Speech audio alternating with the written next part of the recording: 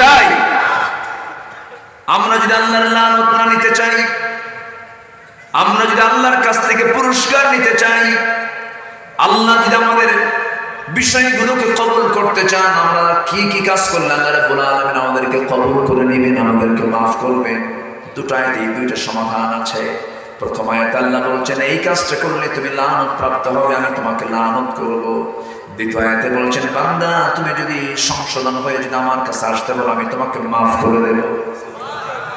আল্লাহ রাব্বুল আলামিন বলেন ইন্নাল্লাযীনা ইয়াকতুমুনা মা আনজালনা মিনাল বায়্যিনাতি ওয়াল হুদা মিন বা'দি মা বায়্যানাহু লিন-নাসি ফিল কিতাব উলাইকা ইয়াল'আনুহুমুল্লাহু ওয়া ইয়াল'আনুহুমুল লা'ইনুন। জোরে বলুন আল্লাহু আকবার। সূরাতুল বাকারা কোট করে নেন, লিখে নেন। সূরাতুল বাকারা ভার্স নাম্বার, আয়াত নাম্বার 159 এবং 160। আল্লাহ রাব্বুল আলামিন বলছেন নিঃসন্দেহে যারা, নিঃসন্দেহে আল্লাযীনা যারা ইয়াকতুমুনা গোপন করবে মা আনজালনা মিনাল বায়্যিনাত, আমি যে সমস্ত বায়্যিনাত প্রমাণাদি ওয়াল হুদা যে হেদায়েতগুলো আমি দিয়েছি, এই সমস্ত হেদায়েত এই সমস্ত বায়্যিনাতকে যারা যা আমি নাজিল করেছি, যারা গোপন করবে, যারা আড়াল করবে, মানুষের জন্য যা স্পষ্ট করেছে ফিল কিতাব, এই কিতাবের মধ্যে। আল্লাহ বলছেন আমার কিতাবের বিধানগুলোকে যারা গোপন করবে, আমার বিধানগুলোকে তোয়াক্কা না করে তাদের বিধান সমাজে চালু করবে, সুদ চালু করে যাকাতকে বন্ধ করবে, এমন সমাজ আছে না নাই? আমাদের দেশে মনে হয় নাই। আসতে বলবেন না, আছে না নাই? আমাকে সুদ দেখতে চাই না যাকাত দেখতে চাই? বলেন বলেন, আমার কি সমাজ চাই? সুদের সমাজ না যাকাতের সমাজ? যাকাত ভিত্তিক সমাজ আমরা দেখতে চাই। কারণ যাকাতকে পছন্দ করেন কে?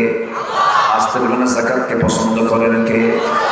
আল্লাহ তাআলা যেখানেই বলেছেন নামাজের কথা, সেখানেই আছে কিসের কথা? বলেন যাকাতের কথা। আকিমুস সালাহ ওয়া আতুজ যাকাত। নামাজ আছে যেখানে, সেখানে যাকাতের কথা বলেছেন। নামাজ হলো আল্লাহর হক, যাকাত হলো বান্দার হক। আল্লাহর হক এবং বান্দার হক দুটোকে এক জায়গায় করেছেন। আল্লাহর হক আদায় করবে, বান্দার হক আদায় করবে না, হবে না। বান্দার হক আদায় করবে, আল্লাহর হক আদায় করবে না, হবে না। দুটাই তুমি হক আদায় করবে। কার ওয়ার্ডার? আসতে বলবেন না, কার ওয়ার্ডার?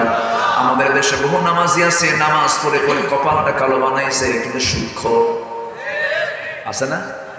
সুদ তো মনে হয় গোবিন্দগঞ্জ নাই, হ্যাঁ? গোবিন্দগঞ্জে সুদ আছে?